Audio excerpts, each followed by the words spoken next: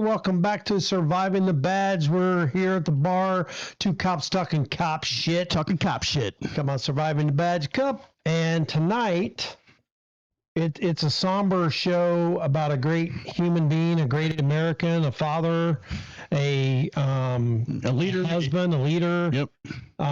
Charlie Kirk. We're going to discuss what our thoughts are on the motives and what happened. Yeah, we're gonna focus more on the law enforcement side of it. Correct. There's plenty of people out there talking about the left and the right, and the some of the horrible things that are said. But we're going to avoid all that. We're going to focus on the investigation. What we do best. Talk cop shit. We do best. Talking cop shit. Absolutely. Before we get started, let's just talk about our sponsors real quick, because he is a law enforcement officer, and here's a word from them.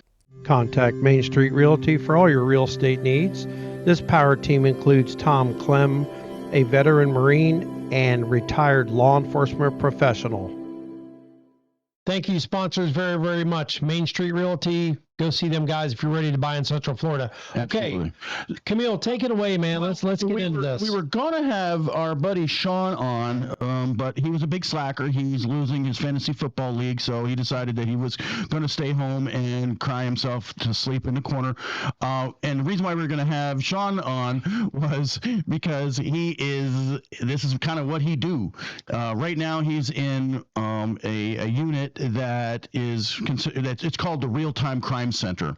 Yeah. I don't know what they had out in Utah, but some of the stuff that's available to modern law enforcement is just crazy. And a couple of days ago, September 10th at around noonish, Charlie Kirk, as most people on the planet know, he was a free speech advocate, and one of his gigs was to go out to college campuses and talk to people, debate people, which is important. Debate is important. And there's a thing that he says about when people stop talking, that's when problems really. I'm paraphrasing, but we need to talk to each other. If we disagree, let's do that verbally. Let's debate. Maybe you'll see some things that I see, and I'll see some things that you see. You and I disagree all the time, and absolutely, and we're still best friends. Yeah, because no problem. Right.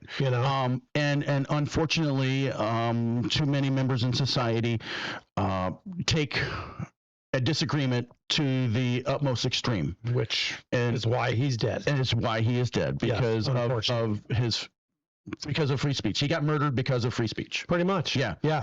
And I'm not going to get into the political aspect of some people think about his speech, but let's talk about it. So let's break down the timeline. Let's do a timeline here and go through it. It's around noon. He's doing this college campus tour, and where he was giving out some hats. Kirk, a rising star in conservative politics and a fierce ally of President Trump. He is a co-founder of Turning Point USA, which advocates for conservative politics on university campuses. And he's about to start this, and if you don't know, the kind of the setup is he would have a microphone, and you would come up and ask him a question. Hear what your opinion is on those expectations, or those those stereotypes that are put on Hispanic communities, Latino communities, and how they change the way people perceive immigration. Sure. So thank you for the question. So you said you're the first generation student or first generation American? I'm a first generation student. Cool. And he would debate you about your thought, your concept, or whatever, and it would be a back and forth. I always saw it as very cordial. Just because you don't believe, agree with somebody doesn't mean that it's hate speech, right? But it's very cordial. He was doing this on the Utah Valley University, and he never belittled people. I never saw that. No, about 3,000 people at this event. I remember watching his campus stuff early on, where he just had like a folding table on a sidewalk on a campus. Yeah, 20 students. 20 students. Yeah. They were calling him racist back then, but they'd call him racist, and he would say, well, what makes you racist? What did I say that's racist? And they wouldn't, But anyway, besides all that, so he starts off and he answers one of the questions, and then there's a second question right in the middle of, and it's about gun violence, which is ironic. Yeah. They're talking about. Was it ironic? I don't know. I don't know. Yeah, you're right. So he was asked this question. I think it was about mass shootings, Yeah. and he was answering with gang violence. And as soon as right in the middle of his answer, he's shot. All right, we're going to get started, everybody. You know how it works. 12:11 p.m. Kirk begins speaking, opening debate and answering questions from individuals in the crowd. At 12:23 p.m., Kirk is hit with a single shot to the neck, appearing to come from an elevated position on a nearby rooftop. And it turns out that he's shot in the neck.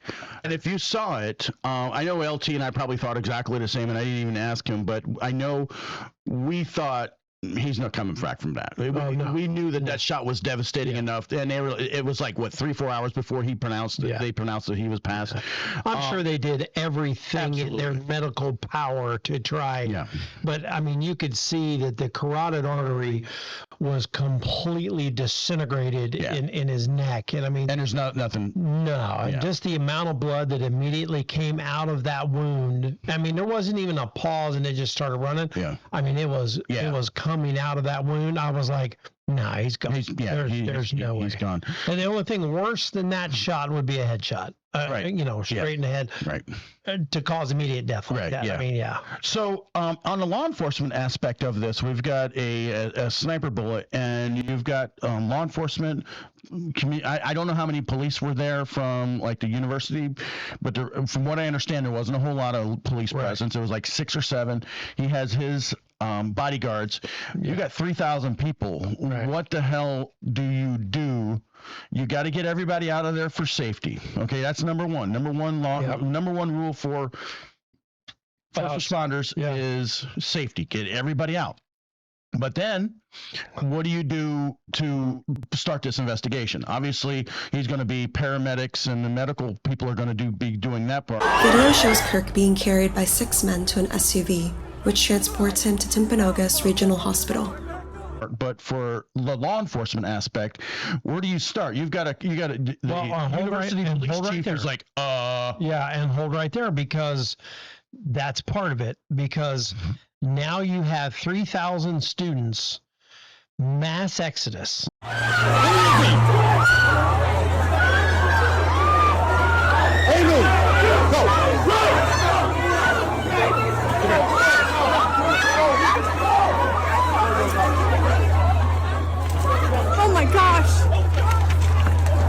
Right. They're all running in a million different directions. Yep. How do you know who's the bad guy, who ain't the bad guy, who's right? I mean, it's just mass hysteria. And you don't know if where this person is. Was it from the rooftop? Was it, because in history there's been plenty of up close, shots. Absolutely. So how it looked and sounded on live nationwide television. The voice is that of NBC reporter Tom Pettit. There is Lee. He's been shot. Sirhan. Bobby Kennedy. Absolutely. So mass hysteria. I mean, mass hysteria is going on. So we need to get those people out of there as soon as possible and lock that shit down. Yeah, you got to. And with only 7 or 8 or 10 cops and a few security, and they're tending to Charlie. Right. His security detail and a couple of the cops. They're his charge. Yeah, I mean, they're trying to take care of him. So let's say we have 5 cops. Right. By the time you radio it in, dispatch says, hey, they have a shooting at the, blah, blah, blah, and the cops start rolling. You're talking, let's say best case scenario, 2 minutes, 3 minutes before 1 or 2 or 3 start showing up. Right. Yep. And by then, everybody's gone, man. They're history. Yeah. He's already run off. Well, we'll go to where he went, but So that's the first concern of law enforcement. Is this just this mass exodus? Control of what the hell's going on. Right. There is no control. There is no control. Mass exodus. And then once you got everybody to safety and you're pretty sure that there's no more shooting going on. Right. Okay. And then you can transition into securing, getting as many witness statements as you can. Evidence collection. Yes. Protection of the scene to collect the evidence. Yes. And then we got to start finding this guy. Yeah. So the number one job is to get resources. Yes. And I don't know. And they got him there pretty damn quick. I got to tell you, man. I mean, the FBI, obviously from the local office. Is this close to Salt Lake City? Well, they said that the head guy from the FBI that was talking there, the agent in charge, he was from Salt Lake. Right. And you could see a bunch of others. But, I mean, they had every cop known to man for probably 30 to 50 miles there. Within the hour. You're going to have the local cops in the city. You're going to have campus cops. You're going to have state police. You're going to have cops. Probably the county and maybe the surrounding counties. And then by the time that's working, you're going to have the feds come in. You might even have local corrections, because I know when I've worked shootings and the guys taken off, we have the local prisons come out with bloodhounds. Yeah. So you're going to have corrections coming out with bloodhounds and dogs and SRTs. Everybody you can frickin' possibly get there, you're going to have there. I mean, you have to. And you have to have the resources to do the job right. Right. And then that develops yet another part, is the controlling of the resource. Right. Yeah. I'm sure you've had big command center. You got to have a command. So how do you set up a command center, LT? So what you do is you basically have to pick who's going to be in charge of this command center and putting the resources where the resources need to be. As the command center commander, number one, you got to start knowing who you got. Okay, everybody that arrives here, report to command. Command is at XYZ. You have a stenographer in there, a dispatcher in there, other people that can help you run the command center, and then you start saying, okay, everybody gather up, here's what we got, here's what we're going to start doing. And assigning tasks. Right, and meanwhile, you've got everybody else that's trying to secure the scenes, trying to, these are just the responding units that you're trying to do. So you set the command center, you say, okay, I need this whole area here, everything about it taped off. I need the campus shut down. I need it locked down. Nobody leaves or comes on this campus unless they have a badge and a gun. Right. Period. End of story. And then you got air units in the air. Who would you want as your liaison for the college? Maybe the chief of campus security, or like the police, or it depends on if they have a law enforcement. I would want the highest ranking official out of the college that I could get, both from the police side of the college or security and academic side. Okay. Because they need to know what we need them to do. Right. Because they're going to be able to get into the buildings and access the video and all that, and the student records. And they're going to be able to call all of their campus advisors and everybody else, say, lock down. Nobody leaves the buildings. Nobody comes out of the buildings. Nobody leaves the buildings. Comes in the buildings. Nobody leaves. Right. Period. Lock it down. Okay. So you have to have those resources with you. You see it on the news. You're like, and then 24 hours later they got him. It is so freaking exhaustive. Yep. I have been on big events. Yep. Where I was assisting the command center commander, and I was like, when I got done, my feet hurt so freaking bad. Mm-hmm. I don't think I was on my feet for like 19 hours, never sat down. Yep. It's unbelievable, the resources and the manpower and all everything. The stuff you're trying to handle. I've worked in command centers for officer-involved shootings, and it's chaos.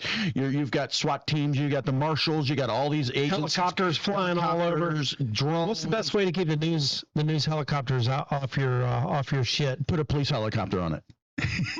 Put a police helicopter in the air, and they have to stay a quarter of a mile away. Okay, more than a quarter of a mile. Yeah, something like that. Yeah, you put a sucker up there, and they can get away and high and shoot, but they're not up and close. Yeah, you don't have them right over you going. And that's another thing. You're blowing evidence all over everywhere. You got another thing. You're going to have your PIO out there handling the press, because they want to know now. 2 or 3 PIOs. Yeah, exactly. And a team of them doing all their resources, and people are watching the news, and they don't see all this. They see a press conference. They don't see all the hectic goings on. Here's another thing. How do you feed all these people? Yep. All these resources. How do you feed them? Now, this is probably an easy one, because you open up the campus cafeteria. That's what I'm saying. Right. You got to feed them. You got to feed them. You got to bring water. So you've got truckloads of water and ice and crap, because they're out there standing, securing spots. They cannot leave. Nope. Then you got to relieve for breaks. Relievers, because they got to go take a pee or a dump or whatever. I mean, people don't realize what goes into these mass incidents like this. It's unfreaking believable. This isn't even the investigation. No. This is just the logistics part of it all. Setting this shit up and getting everything secure. Right, yeah. And that's secure for 24 hours. Nobody moves, leaves. Now, the students, once they get the video and they see where this guy come off of the roof and everything. According to authorities, immediately following the shooting, the subject moved to the other side of the building, jumped off of the building, and fled campus into a nearby neighborhood. Okay, now they can start saying, okay, we have a lead suspect now. Now they can start relieving stuff and letting students get back to normal a little bit. And so, but man, it's like 24 hours. It's like you ain't leaving. You ain't doing nothing. Nobody's leaving. Nobody's going anywhere. It's kind of like, if you do, I want your name, your ID, everything. You know what I'm saying? You ever smack a spider that had a bunch of babies on its back? 10 bazillion kids. Right. So you hit that and they're just everywhere. Yeah. And that's what you're trying. You're trying to handle that chaos. It is. And do an investigation. So let's go into. Okay, he's hit there. Investigators say his shot come from. Take it from there. So with the lockdown, you're going to have other people. You've got patrol. They're probably getting names from everybody. Like you said, they're doing crowd control. They're doing traffic. I bet every single vehicle in that parking lot tag was run.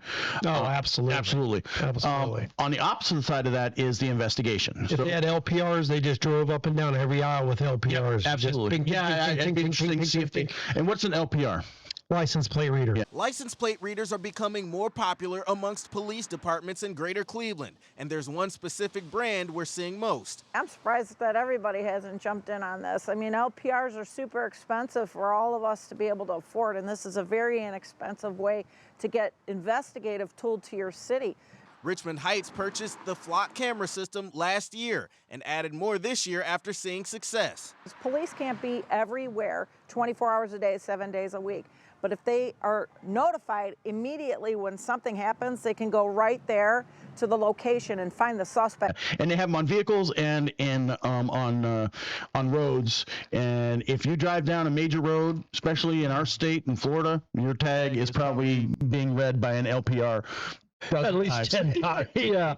I don't know about Utah, and I don't know about this area here. You hope that they do.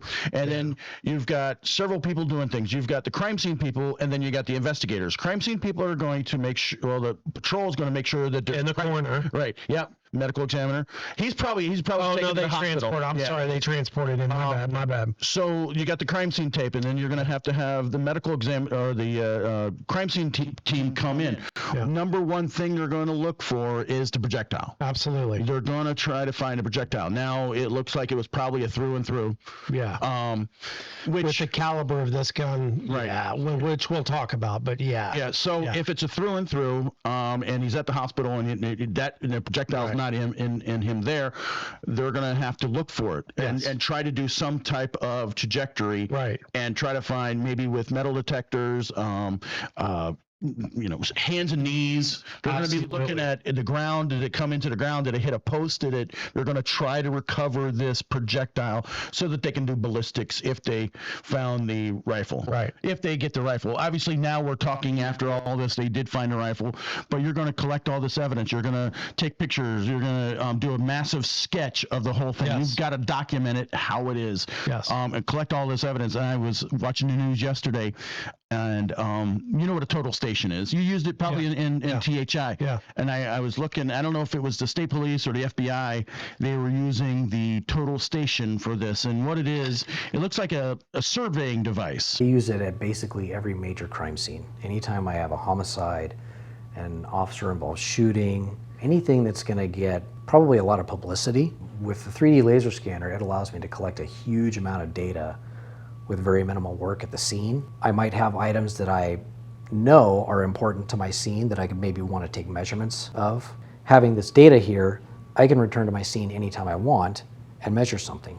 Or if I go to the courtroom and an attorney asks me, what's this measurement, or can you show me this in your scene, I can move right into the scene and show them that object or take that measurement live. It does. And it takes thousands upon thousands of measurements and pictures. And you can put little things all over the place that you want for focal points, and the video I saw, the realtors do it too. Oh yeah, they do the 360 inside the house and all that. It's similar, right?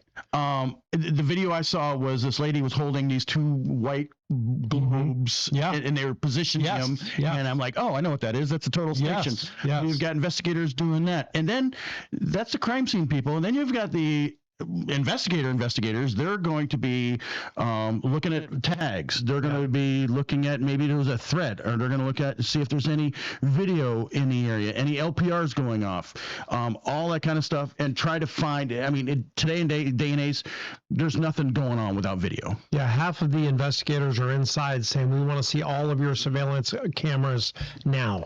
So they're all in there, and whoever is in charge of that and all the security or whatever is in there going through all this, and that's how they saw him. Yep. That's how they saw him.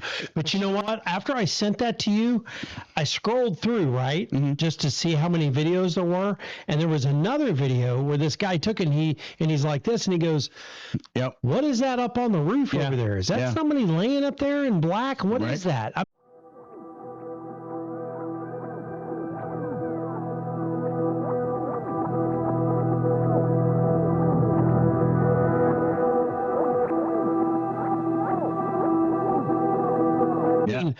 Man, today's day and age, you can't get away with nothing. There's cameras everywhere. And a lot of people were like, "Oh, this guy's a professional." He wasn't. He right time, right. Good shot. Yeah, it was a decent shot. Yeah. But they caught him in 2 days. So I mean, that's good. But it's all those resources just working together.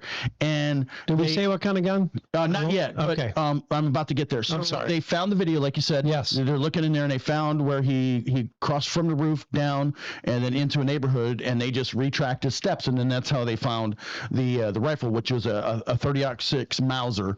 And they found some ammo, the shell casing. Now, I think the shell casing was still in the rifle. Right. Did you hear the ones they found on the roof? He had written messages was it on the roof, or I knew they found some with messages on it. Yeah, yes. And I think it was on the roof still. Okay. There were like once. Well, they said one spent one. That may have been in the rifle, but yeah, they found a couple of them that weren't spent sitting up there, and they had messages on them. Yeah. So the physical evidence from the roof, they're going to put a team up there, take pictures, photographs. And you could see them. There was like 10 of them up there, all over that roof. They're gonna fingerprint anywhere he would have touched. They found a shoe impression.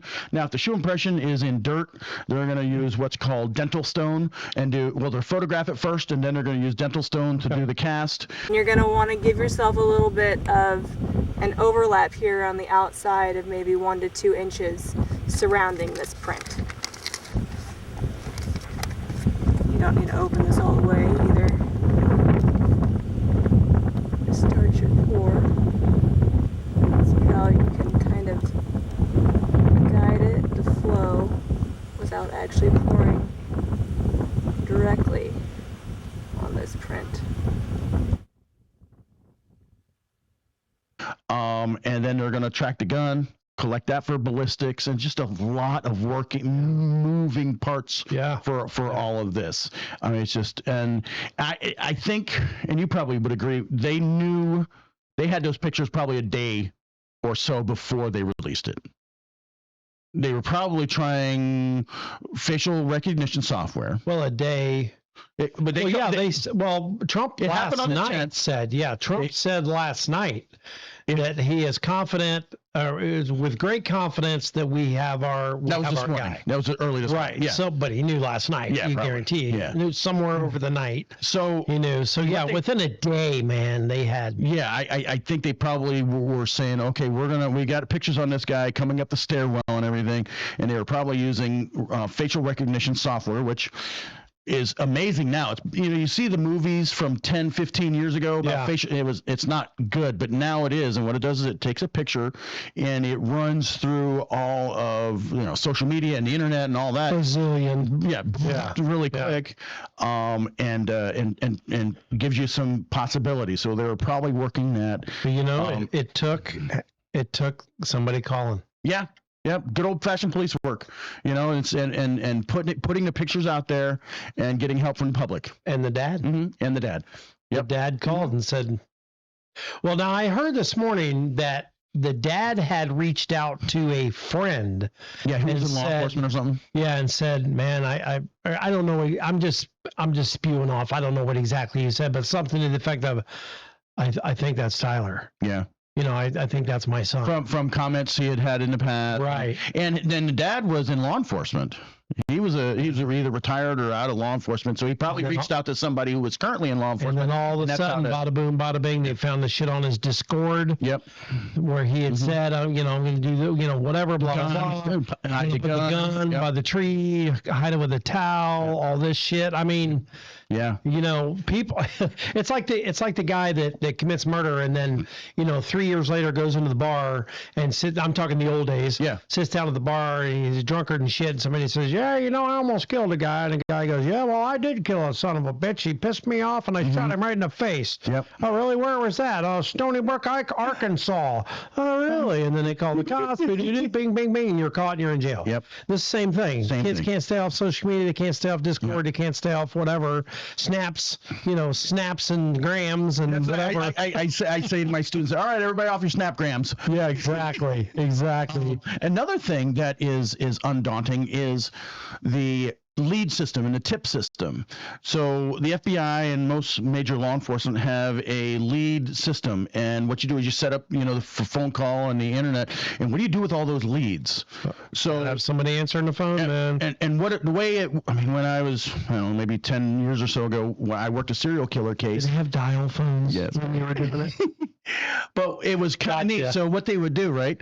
What they do is the lead would come in, and it would be in 3 parts, and the initial would come in, and they would divvy them out to detectives, and the person working the lead center would type it into the computer, and they would give it to the detective go out, work it, write up a report, and then that report would go into the lead system, and then that would be either forward on if it meant more, it would be forwarded up the hierarchy. Right. If not, it would just go into the stack. It has to go into the computer. The Green River Killer case didn't have this kind of computer system. And after he was captured, somebody did an audit and there were index cards in boxes, and it had his vehicle in there. But we can't operate like a computer, but you can 10 million of them. You can set up the computer in the lead system. Hey, you know what? 5, and it'll give you an alert. 5 people have mentioned this gray Honda Accord. Oh, maybe we should look into that, because you're not going to remember everything that's in there. But a computer will say, hey, this is a similarity. This is a pattern. But we're looking for a white male in his 20s. 5'10" to 6'2". Yep. If that's mentioned, bing, bing, bing, bing, bing, bing, flag exactly. alert. Yeah. So hey, pull that lead out as a possible. You got to have some type of system, and I forgot the name, or I don't know what the name is. I think Rapid Start was the one they used to use when I was a detective, but I don't know what they're using now. But I know it's a similar system where you have to input all these leads and responses into the software. So the guy was caught. Does the dad get $100,000? I don't know.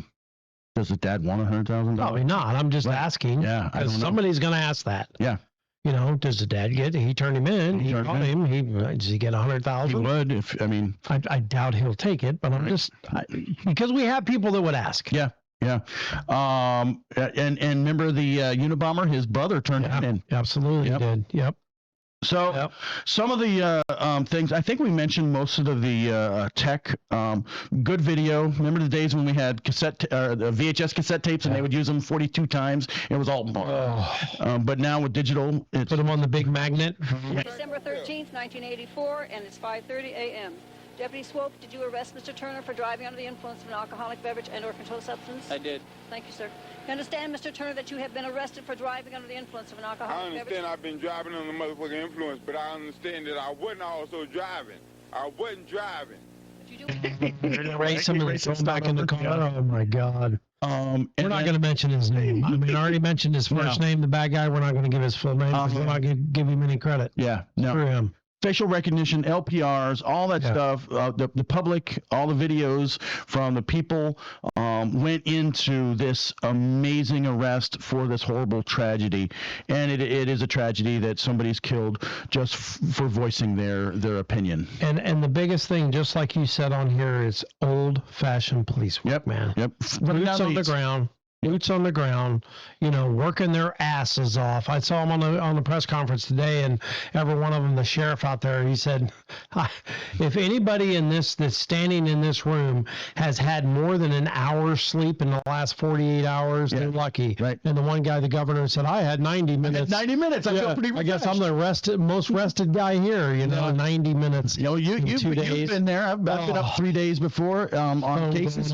And you don't even know what day it is. When it's all over, you're like, what freaking day is it? Yeah, you're driving and shit's running in front of your car. You can't remember if the red light was green or red or I fell asleep. I had my partner sit next to me, and I'm at a red light, and he nudges me because I had fallen asleep at the red light. He says, it's green. I'm like, oh, yeah. and then you got to remember what road you're on. People don't realize what cops go through to make this kind of stuff happen, man. I think it's like the movies, a 60-minute episode, and they went from the crime occurring to completely solving it to putting people in jail. I know 99% of you or 98% of you know that doesn't happen. But there's 1 or 2% of people out here that think that for theft, you can send their prints in, to APHIS and whatever else, or their DNA in and get a hit. That doesn't happen. Well, we're going to talk about rapid DNA. That's getting pretty cool. It is. Yeah. It is. So, all right. I think that's all I have. Anything else, LT? No, I just want to send prayers out to his family, his beautiful wife, his beautiful son and daughter, who didn't deserve to lose their father this way. Nobody deserves to lose their father or their parent or their loved one this way. But man, it just breaks my heart, man. This guy was trying to do so much good. I think he was. An assassination over somebody's opinion. Right. Right. It's just terrible, man. Yep. Terrible. All right. Always remember, at Surviving the Badge, we still got your 6